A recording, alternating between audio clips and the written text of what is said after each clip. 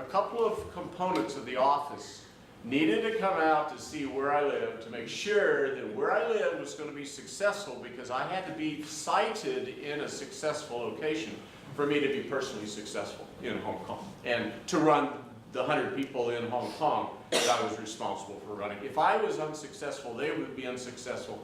The only way I could be successful is if my house was correct and feng shui. So they came out, they looked at it, the toilets had to be here, and the kitchen had to be there, and we had to be sited correctly. And fortunately, the house had a hill behind it and had a valley below it, and the water flowed well, and everything was just wonderful.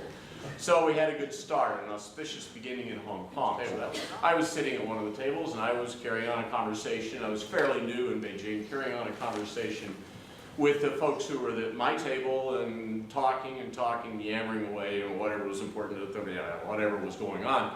And the room was pretty quiet.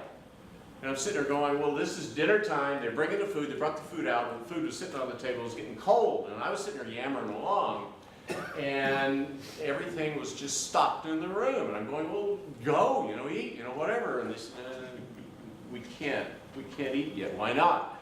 Because you have to eat first. And I was the senior in terms of age, that was easy, and I was senior in terms of position, which everybody also knew, because that was very important to them. Very important that I was the boss, if you will, in a lot of ways, both as to age and as to position. So all I had to do was take my chopstick, everything is singular in Chinese, chopstick, and take a morsel and eat one morsel, and there was a feeding frenzy. The place was wild. The second I started, the place was absolutely wild. In a lot of other places, whether it's in Thailand, there are different things in Thailand. Every one of these countries over there, if you will, has a different set of these things that have to be respected.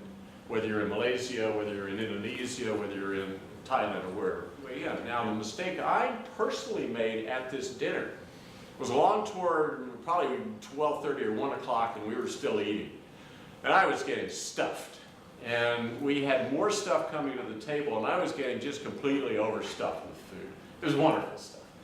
There happened to be a plate of raw crab, and I really love raw crab. If you've ever had it in China, it's really exceptionally good. And I was eating on that quite a bit because I really liked it. And there was one morsel left on that plate. And guess what I did? I ate it. And I ate it because I wasn't hungry, but it was so good, and I didn't want to waste it because we were getting ready to leave. I didn't want to waste it. Big time mistake. For those of you who know, you do not eat the last piece on a plate because they have to bring another one out. Because the heritage, the culture is that they didn't provide you enough. And so you finished it, and therefore they should have given you more to begin with because you finished what they gave you. So they got to bring a whole other plate of this stuff up.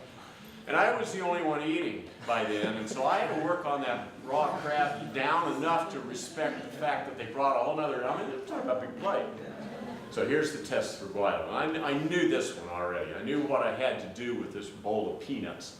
That is, I had to be able to pick more than one peanut up out of this bowl with my chopstick and eat it successfully without pinging it off against the wall or something else. And as I picked the first one up, kind of everybody just see body language. Is this guy going to make it or not?